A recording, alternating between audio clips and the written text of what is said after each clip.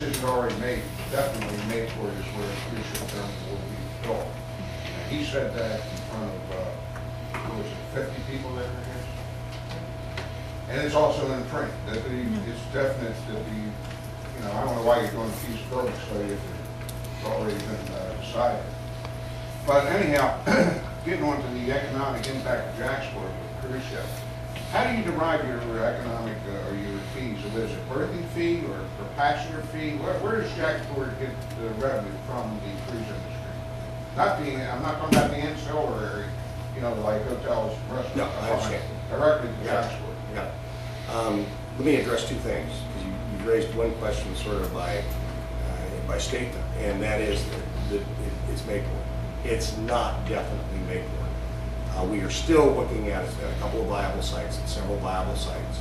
So we are a ways from determining what the optimum location is, or what the feasible, maybe plural, locations are. So, Ray Holt, great friend and a good supporter, but he was mistaken. It is not definitely Mayport.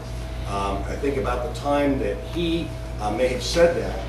You will also note that my chairman, David Kulik, at the end of March, reopened the process, and he said we are going to relook at all of the sites. He meant it. We're doing it. The second thing, Carol, is how do we make our money on this? Right now, let me kind of give you the big picture and then get right down to you answering your questions. Big picture is we have one cruise ship. We have the Fascination.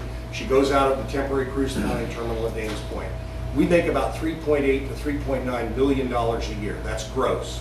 Cost me about $800,000 a year to run the terminal.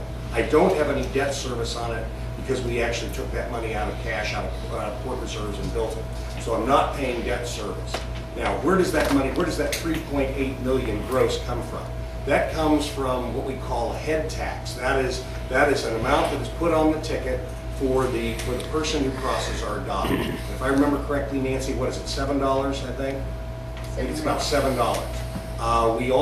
We do not get, and you know enough about my business to know that with cargo ships, I get something called dockage. And dockage is what we charge per lineal foot, per day, and it depends upon the type of ship. We don't get dockage, I believe. But we do get, where most of our revenues, a vast majority of our revenues comes from parking. We operate the parking. And that's one of the things that distinguishes us, Jacksonville, from other cruise markets. We're a great drive-to market because we sit at a confluence of interstate highways with 10 and 95 and I-75. So there are lots of people, there's a great audience out there that are perfectly willing to drive as opposed to fly to take their cruise. So what we've capitalized upon is the parking, and we charge for the parking. The parking is $15 a day. And so that's where jaxport makes its money on the cruise business. Well, that was leading into what I was getting at, really, was that all the major transportation hubs of air, road, railroad is on the north side of the St. Johns River. Here you move to the south side is away from all the transportation hubs. And I didn't quite understand. You feel that this parking garage is make up their act of it? Well, I think, okay, first of all, again, we're going to weave through that. We're looking at Mayport. We're looking at some other locations on the other side of the river as well. We look at Mayport as being fairly well connected because of the Wonderwood Expressway and the refurbishment of A1A. So we don't see that being on this side of the river takes us away from those transportation hubs. Not appreciable.